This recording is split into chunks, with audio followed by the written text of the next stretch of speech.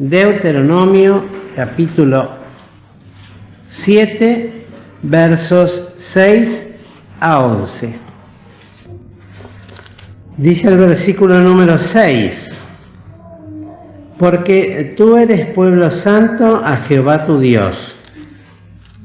Jehová tu Dios te ha escogido para hacerle un pueblo especial, más que todos los pueblos que están sobre la haz de la tierra.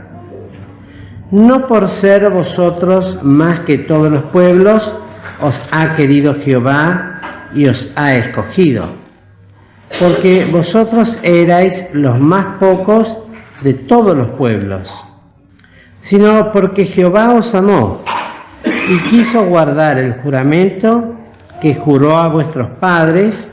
Os ha sacado Jehová con mano fuerte y os ha rescatado de casa de siervos, de la mano de Faraón, rey de Egipto.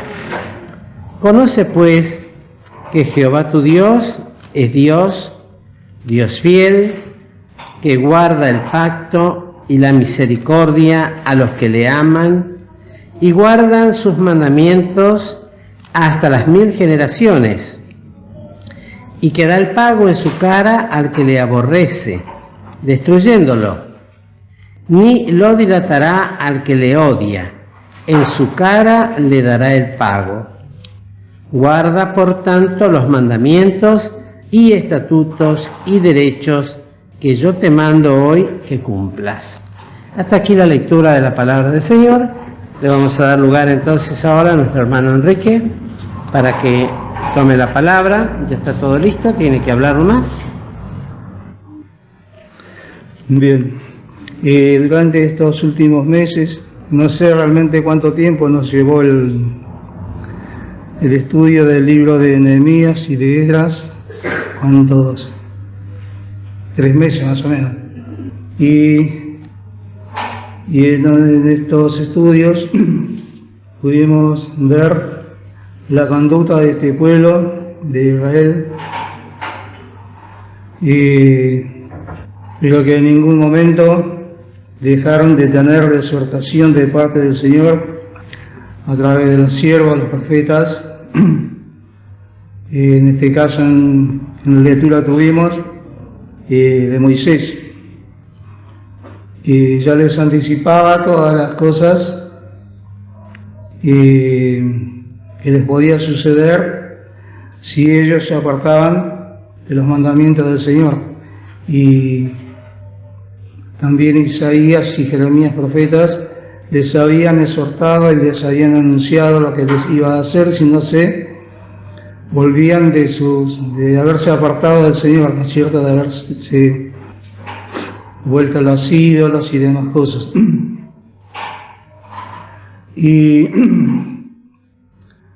Y por sobre todas las cosas también se ve, por un lado, la actitud del pueblo de Israel, su incredulidad, su rebelión, su apartamiento, pero por otro lado la misericordia del Señor, que siempre hacía énfasis en la promesa que Él les había dado para este pueblo, en la persona de Abraham. Y vamos a leer ahí en Génesis capítulo 12, solamente vamos a leer el versículo 3.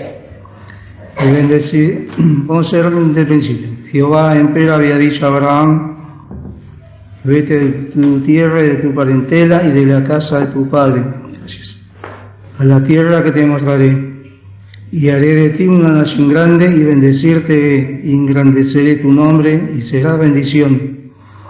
Y bendeciré a los que te bendijeren, y a los que te maldijeren maldeciré. Y serán benditas en ti todas las familias de la tierra. Y la última frase: y serán benditas en ti todas las familias de la tierra.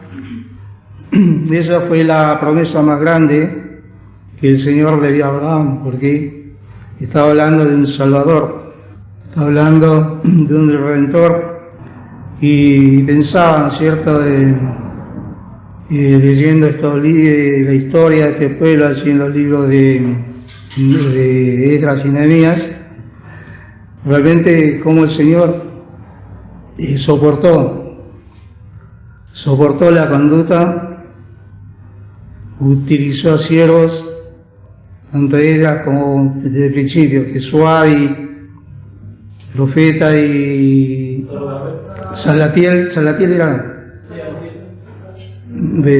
también como gobernador, después de Esdras, Nehemías.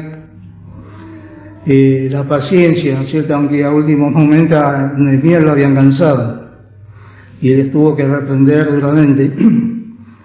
Y también vimos cómo este pueblo en un momento dado se habían unido, se habían purificado, se habían arrepentido, confesaron sus pecados, alabaron al Señor y decían la lección, no sé si se acuerdan, que fue la última vez que el pueblo de Israel había tenido esta experiencia. Y bueno, luego de eso tenemos al poco tiempo 400 años de silencio hasta Juan el Bautista, ¿cierto? El último de los profetas del Antiguo Testamento. Y volviendo a Deuteronomio, bueno, ya ese significado es, algunos dicen segunda ley, pero lo más correcto sería decir repetición de la ley, porque la ley es la misma, ¿cierto? Solo que está sintetizada. Y cuántas veces este siervo del Señor, Moisés, les hablaba, ¿cierto? Y ahí en el versículo 12 del capítulo 6 dice: guárdate que no te olvides de Jehová, que te sacó de la tierra de Egipto, de casa de siervos. Y en el 15, porque el Dios celoso, Jehová tu Dios, en medio de ti está, porque no se inflame el furor de Jehová tu Dios contra ti y te destruya de sobre la haz de la tierra. Palabras graves, ¿cierto? Palabras fuertes, y era para pensar en esas cosas. Pero, bueno, a través de la historia vemos cuántas veces Israel se descarrió de los mandamientos del Señor. Pero esto, como decía el apóstol Pablo, siempre me quedó grabado eso en la mente, ¿no es cierto? Cuando habla de todas esas cosas que quedaron para nuestra enseñanza. Sí, admonición, enseñanza, admoniciones refiere a enseñanzas. Y caemos quizá en la misma actitud, pero por eso de acá en este capítulo 7, los primeros versículos, detalla prácticamente punto por punto, ¿no es cierto?, la exhortación del Señor a través de su siervo Moisés. Ahí en el versículo 1, cuando Jehová tu Dios te hubiera introducido en la tierra en la cual tú has de entrar para poseerla. Está hablando de que quien los va a hacer entrar es Dios mismo, porque dice, cuando Jehová tu Dios te hubiera introducido en la tierra a la cual, y para enseñanza nuestra, ¿cierto? Si bien esta era la patria terrenal, la tierra prometida a Abraham, al pueblo, nosotros tenemos otra patria, en este mundo, y también tenemos que transitar por este mundo por este desierto que figura el mundo, podemos decir. Y la obra no es nuestra, sino que es del Señor también, de la misma manera. Después dice, en la cual has de entrar para poseerla, y hubiera echado delante de ti mucha gente, el Señor, y nombra, ¿cierto? Y finalmente dice, 7 naciones mayores y más fuertes que tú. Y nosotros tenemos también un enemigo que es fuerte, ¿no es cierto? Así lo dice el apóstol Pablo así a la iglesia en Éfeso. Y hay un versículo que no lo pude encontrar, lo leí hace mucho, y es un texto, un versículo que habla y dice que Dios obra, pero es no solo Él, sino que tiene que haber de nuestra parte una disposición. porque tampoco nos puede obligar, nos aconseja, nos previene, y sería lindo, ¿no es cierto?, que nos obligara y como se hablaba esta mañana de la luz de las tinieblas, ¿cierto?, pudiera cambiarnos así como así, pero no, tiene que ser de buena voluntad, como decía, dice la palabra, ¿no es cierto?, mi pueblo será lo de buena voluntad, pero tenemos esta misma actitud y acá nombra 7 pueblos o naciones y pensaban, ¿cierto?, cuántos periseos, cuántos amorreos, cananeos podemos tener adentro en el corazón, y que son cosas que son más fuertes que nosotros, pero con la ayuda del Señor y también en la lucha, ¿no es cierto?, porque como decía el apóstol también hacía en Efesios, porque no tenemos lucha contra carne y sangre, sino contra potestades. Y en ninguna parte de la Biblia dice que vamos a tener una vida tranquila, una vida sobre rieles, como se dice. Todo lo contrario, el Señor dijo, ¿no es cierto?, a los discípulos, en el mundo tendréis aflicción, pero dice también, más confiar, yo he vencido al mundo. Y luego continúa, ¿no es cierto?, el versículo 2, Jehová tu Dios las hubiera entregado delante de ti, o sea, a la obra del Señor, las entregaba delante del pueblo, y después lo que debían hacer, o que debía hacer el pueblo judío, y las hirieres, del todo las destruirás, no harás con ellos alianza, ni las tomarás a merced. Y quedaba eso, ¿no es cierto?, y pensaba también cómo el Señor deshizo nuestros pecados en la cruz de Calvario, pero también espera que hagamos estas cosas, y que el pueblo de Israel no terminó de hacerlas, ¿no es cierto? Y vamos a recordar la actitud de Saúl, rey de Israel, cuando le perdonó la vida a Agag, ¿no?, y le costó el reino. En 1 Samuel, capítulo 15, la página 305.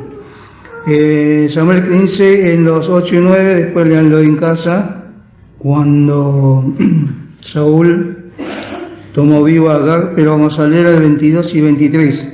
Y Samuel dijo, ¿tiene Jehová tanto contentamiento con los holocaustos y víctimas como en obedecer a las palabras de Jehová? Ciertamente el obedecer es mejor que los sacrificios y el prestar atención que el cebo de los carneros. Porque como pecado de adivinación es la rebelión, y como ídolos e idolatría el infringir. Por cuanto tú desechaste la palabra de Jehová, Él te ha desechado para que no seas rey. Nosotros, esa fue en la dispensación de la ley. Y otras palabras que son muy severas, ¿no es cierto?, en cuanto a los juicios del Señor contra la desobediencia. Pero si bien hoy estamos en la dispensación de la gracia, donde el Señor perdona, pero de igual manera, como decía el apóstol Pablo a los hebreos, ¿no es cierto?, el Señor usa el látigo.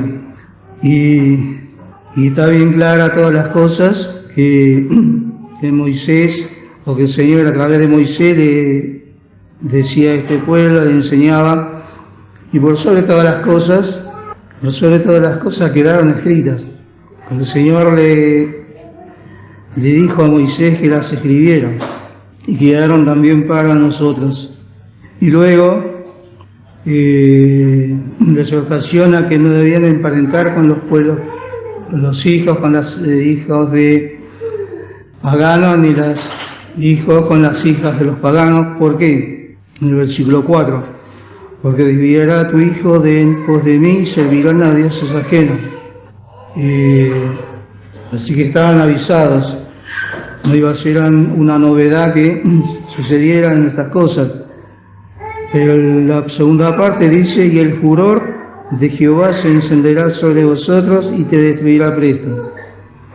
Qué sentencias y qué cuidado que debían tener, pero no lo hicieron, ¿cierto? Porque en distintas oportunidades, aún ahí después que habían edificado el templo y ya habían edificado los muros, se habían casado y tuvieron, hicieron parentesco con los pueblos paganos, y que Nehemías fue el que le dijo que debían separarse. Y qué triste habrá sido, ¿no es cierto?, dejar los hijos y echarlos. Como dice, sangre de mi sangre y carne, sangre de mi sangre, hueso de mi hueso y sangre de mi sangre. Qué triste, ¿no? Si uno se pone a analizarlo, es feo. Tenían que separarse. Y luego en el 5 les explicaba lo que debían hacer: destruir los altares, quebrar las estatuas, cortar los bosques, quemar sus esculturas en el fuego. ¿Y cuánto simbolismo podríamos utilizar para nosotros, ¿no es cierto? Y ahora no sé, lo que sí me gustaría, lo que tiene un poquito más de introducción, digamos, cuando habla de bosques, leí que bosques eran figuras o ídolos que los hacían de la madera de los árboles, y que eran bastante, y que ella, y tenían que cortarlo, no sé si quedaban ahí, o sea, daban forma al árbol y quedaban ahí, puede ser eso, claro, pero quedaban ahí en la misma raíz del árbol, todo, porque dice cortaréis sus bosques. Bueno, formaban ídolos de los árboles, y todas esas cosas debían ser destruidas. Y destruir, estuve buscando, sabemos, destruir, romper y cosas, pero destruir tiene también el significado de deshacer, hacer desaparecer. Y las esculturas también son cosas que después de trabajo manual, cierta de artesano, digamos, y dice las esculturas, todo trabajo manual, y bien cuando le enseñanza a los judíos en cuanto tenían que hacer un altar, debía ser de piedras a las cuales no debían ponerle la mano encima, ¿no es cierto?, no darle forma ni nada, así la piedra natural, ponerla y una altura considerable para que no tenga que también tenía enseñanza en cuanto a la moral. Y luego sí empieza con el versículo 6. Porque tú eres pueblo santo a Jehová tu Dios. Jehová tu Dios te ha escogido para hacerle un pueblo especial, y más que todos los pueblos que están sobre la haz de la tierra. Y es similar a la enseñanza que diera el apóstol Pablo para la iglesia.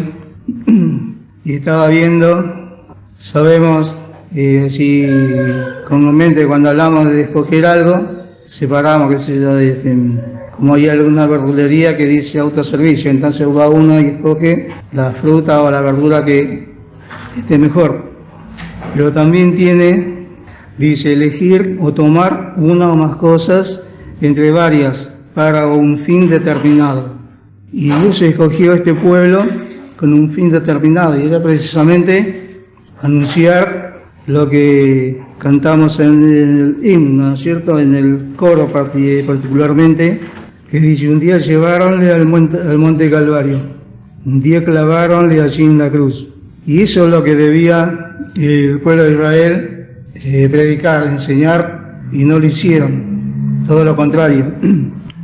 Fueron incrédulos y rechazaron al Salvador.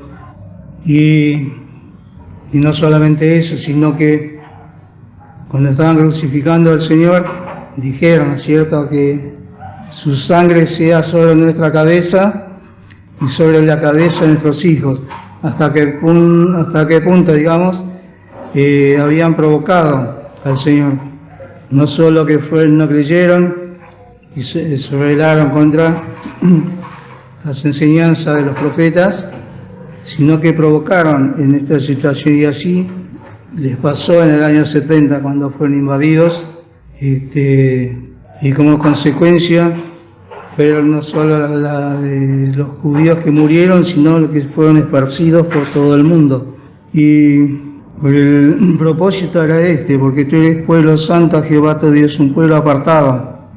Jehová tu Dios te ha escogido para ser de un pueblo especial, y especial también es una palabra que la usamos comúnmente, pero dice aquello que se diferencia de lo común o de lo general. Y es decir, bien, en cierto modo era un pueblo especial, ¿no es cierto? Tenían una mente, una cabeza, una inteligencia, pero que por encima de todas las otras naciones. Pero en cuanto a la ley del Señor, no le sirvió para nada. Y bien lo dice más que todos los pueblos que están sobre la haz de la tierra, un pueblo único. Hay en otro texto que dice un pueblo singular, único.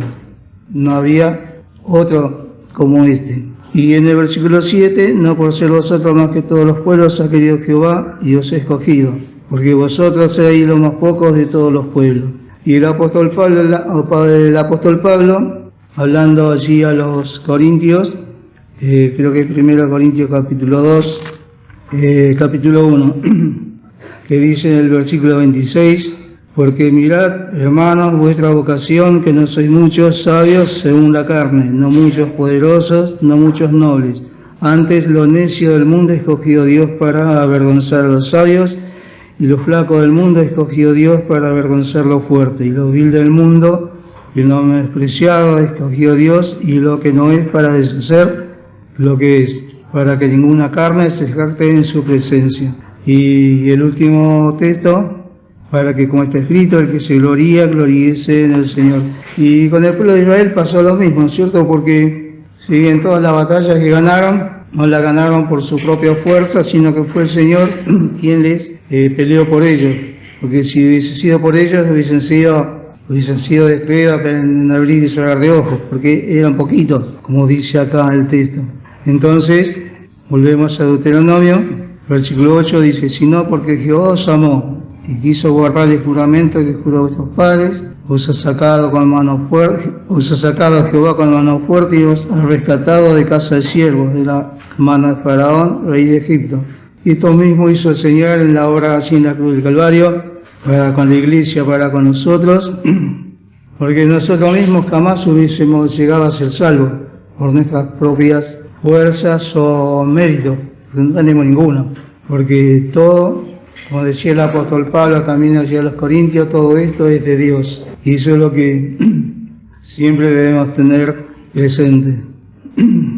Y continúan las exhortaciones, conoce pues que Jehová tu Dios es Dios fiel, conoce pues que Jehová tu Dios es Dios fiel, que guarda el pacto y la misericordia a los que le aman y guardan sus mandamientos hasta las 1000 generaciones. Y esta es una verdad, ¿no es cierto?, que la tenemos comprobada, no solo con el pueblo de Israel, sino con nosotros mismos. El Señor es fiel y que su palabra se cumple a pesar de todos los pesares. Y pensaban, ¿no es cierto?, el pueblo de Israel cuántas veces el Señor tuvo que exhortarlo porque se desviaban de sus caminos y finalmente los dejó solos 400 años hasta Juan el Bautista. Y pensaba cuando nació el Señor Jesucristo, María y Simeón que tenía esta promesa, ¿cierto?, que no iba a ver la muerte hasta que no viera al Salvador. Zacarías, y digo, no, serían los únicos que esperaban al Mesías, pensaban, ¿cierto?, que no sé si, creo que no hay otro nombrado otras personas que Ana, claro, pero son poquitos, posiblemente haya habido otros. No lo podemos saber esas cosas, pero yo creo que todos los que seguían a Juan el Bautista tenían esa esperanza. Por eso decía que en Lucas 2:38 dice que con respecto a Ana, que confesaba al Señor y hablaba de él, dice, a todos los que esperaban la redención de Jerusalén. Bueno, eso es lo que iba, ¿no es cierto? Eso era lo que iba. Quedaron pocos registrados en la Biblia, pero seguramente hubo muchos más. Siempre hay un remanente aquí. Siempre sí, no, seguramente, seguro. Pero eso es lo que a mí me llamó la atención, solamente esto, porque quedaron tan poquitos registrados. Pero gracias al Señor hubo muchos. La experiencia de Elías, que decía, yo solo he quedado. Y el Señor ha dicho, hay otros 7.000. Sí, 7.000 sí que no habían negado. Bien, pero son de todas estas cosas que que no son de alegría, ¿no es cierto? Y en este tiempo también que estamos viviendo, algo que quería decir, que si se me escapa, así como decía el himno, ¿no es cierto? Un día en que el cielo sus glorias cantaba, un día en que el mal imperaba más cruel, descendió Cristo y nació de una virgen. Cuando, si bien el Señor quería un pueblo apartado, un pueblo único para este fin, o sea, la venida del Señor Jesucristo a este mundo, el Señor lo hizo por su fidelidad, no por la fidelidad del pueblo, porque realmente, bien lo dice el himno, ¿no es cierto? Y el mal imperaba más cruel, y el pueblo de Israel estaba sometido bajo el yugo romano, aparte de eso, y ahora nosotros esperamos también el arrebatamiento de la iglesia, y estamos viviendo un tiempo, como dice, de la multiplicación de la maldad, tiempos tremendos,